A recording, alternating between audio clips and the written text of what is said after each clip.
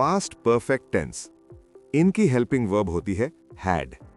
इन जुमलों का इस्तेमाल भी बहुत ज्यादा होता है, तो इन पर भी आपकी कमांड मजबूत होनी चाहिए।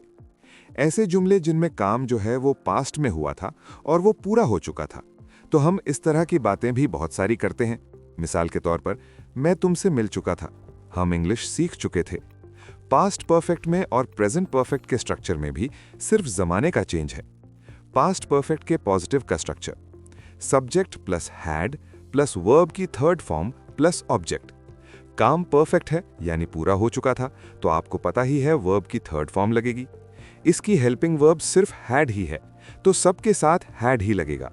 और उर्दू में पहचान जुमलों के आखिर में चुका था, चुके थे, चुकी थी, लिया था, दिया था, गया था, किया था, ली थी, दी थी आता है।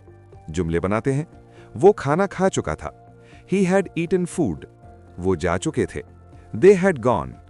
अली ने मुझे अपनी किताब दी थी, Ali had given me his book.